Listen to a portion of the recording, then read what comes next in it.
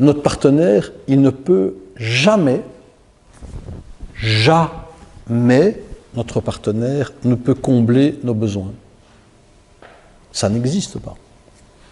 C'est une quête sans fin et impossible pour à peu près chacun de nous ici.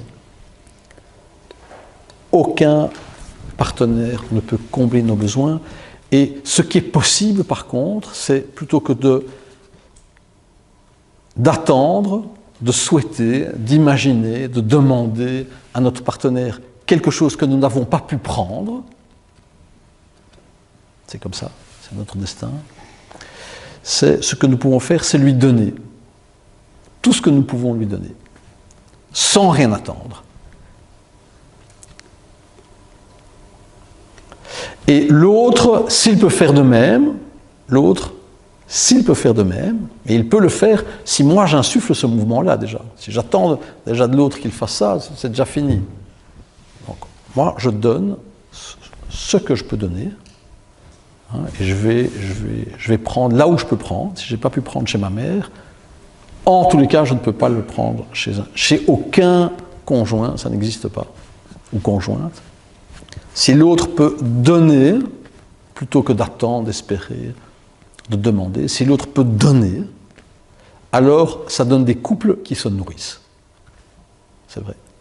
Ce sont des couples qui se nourrissent. Et les belles dynamiques dans les couples, c'est moi je te donne, et si toi tu sais prendre ce que je te donne avec gratitude, hein, pas prendre, non, prendre avec gratitude. Si moi je peux prendre, si l'autre peut prendre avec gratitude, alors il donne à son tour, et il donne d'autant plus facilement qu'il n'a pas d'attente. Il donne parce que lui-même prend là où il peut prendre, pas chez le partenaire, surtout pas chez le partenaire. Alors il donne à son tour, et il donne même un peu plus. Je pourrais dire, il rend un peu plus que ce qu'il a reçu. Moi je donne ça.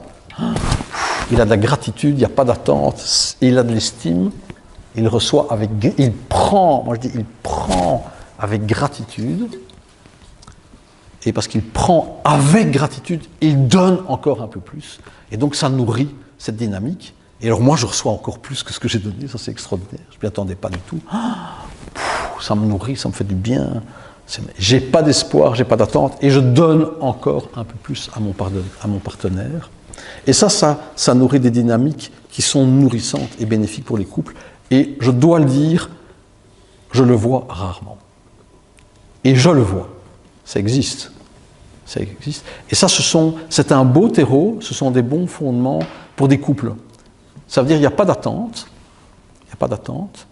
Et s'il y a une attente, je vais aller voir à l'intérieur de moi ce qui me manque, et je vais aller le prendre là où je peux le prendre, comme je peux le prendre dans ma famille d'origine, parce que l'autre, il est avant tout un révélateur de quelque chose que je porte en moi.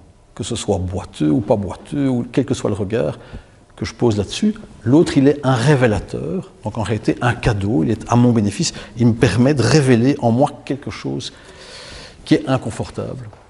Mais je ne peux pas l'attendre de mon partenaire. La réalité, c'est que je ne peux pas l'attendre.